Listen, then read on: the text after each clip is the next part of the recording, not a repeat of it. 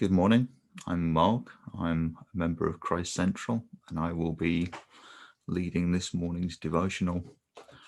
This morning, we'll be looking at the passage from Mark 14, 53 to 65, and I'm going to be using the New Living Translation to present this. They took Jesus to the high priest's home, where the leading priests, the elders, and the teachers of religious law had gathered. Meanwhile, Peter followed him at a distance and went right into the high priest's courtyard. There he sat with the guards, warming himself by the fire. Inside, the leading priests and the entire high council were trying to find evidence against Jesus so they could put him to death, but they couldn't find any.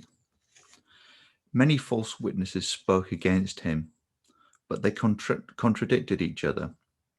Finally, some men stood up and gave this false testimony. We heard him say, "I will destroy this temple made with human hands, and in 3 days I will build another, made without human hands." But even then they didn't get their story straight. Then the high priest stood up before the others and asked Jesus, "Well, aren't you going to answer these charges? What do you have to say for yourself?" But Jesus was silent and made no reply.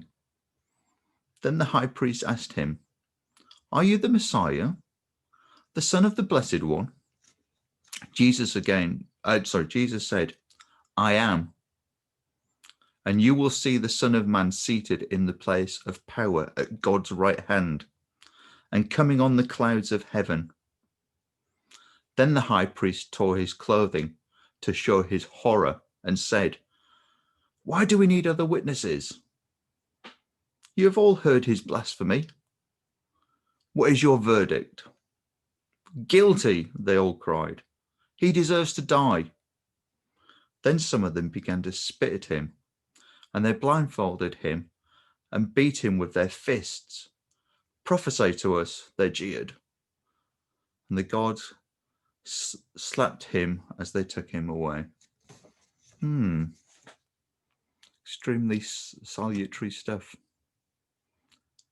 So, yeah, quite sort of distressing scenes, really. So, upon his arrest, Jesus was taken to the home of Ananias, the high priest. I find this notion of this happening at night and being conducted in the high priest's home to be peculiar and clandestine in nature. And what took place is, in effect, an illegal hearing of the Sanhedrin. This is, as you remember, the council of elders who essentially act as the legislative and educational body of the Jews. That this trial took place in such an unusual way shows how desperate they were to try and find any evidence against Jesus so they could put him to death. Now, all the witnesses who were called provided inconsistent testimonies. Even the false witnesses couldn't agree. We heard him say, "I will destroy this temple made with human hands, and in 3 days I will build another made without human hands." Now, it's interesting that Jesus would actually go on to fulfill these words at the time of his death, tearing the temple asunder. And Jesus' body would be the new temple created by his resurrection. So I found that quite interesting, that these were the words that were actually brought against him as false witness, but yet there was a semblance of truth in them, really. So the high priest who rose, making some show of bluster at the lack of evidence, and asked him, "Aren't you going to answer these charges? What do you have to say for yourself?" was really an action of a desperate man. They hadn't actually got anybody who could witness against Jesus. And in fact, if this had actually been a court that had actually been conducted in an open manner and during the day as a proper court, Jesus could quite easily have brought forward witnesses to testify concerning things like his teaching, his miraculous healing, and even that he raised people from the dead. That he is Almighty God. He could easily have mustered support from angels, but he kept his own counsel and provided no response. So I'm looking back in Isaiah at 53 verses 6 to 7. All of us, like sheep, have strayed away.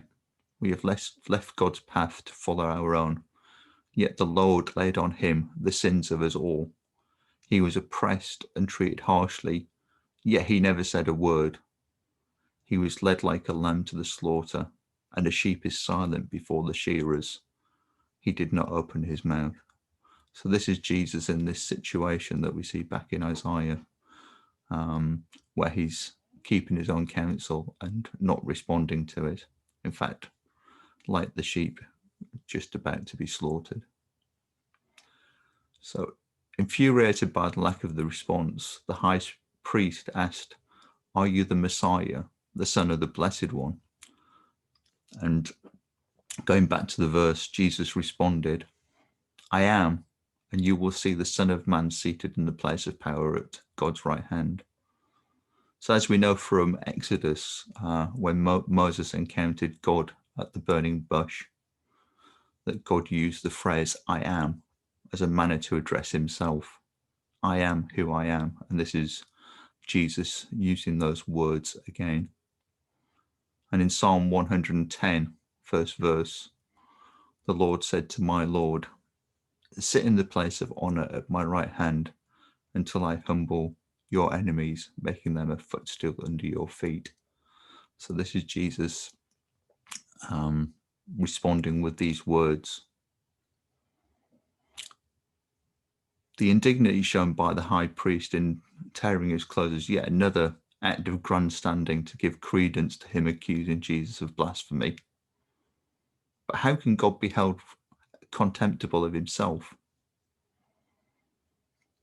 In a real sense, this was Jesus on trial. It was more accurate to say this was the religious leaders that were on trial. They seemed to win, but in reality, they lost. In fact, we are all on trial before Jesus, and we all will be held account for our actions. We need to stand firm and acknowledge him in everything we do. We will never suffer anything anywhere near as much as Jesus suffered in his obedience to the Father in heaven for our sake. And really, we should consider any ridicule or persecution we might suffer in his name as nothing, as we have the privilege of being in relationship with Jesus. So that's where I'm going to leave it for today. As usual, quite short, but a number of things to process, a number of things to consider as we gather together in prayer. And maybe we can think about what the current situation is for ourselves and just reflect on these words. They're quite salutary in terms of what's been described and what Jesus has gone through on our behalf.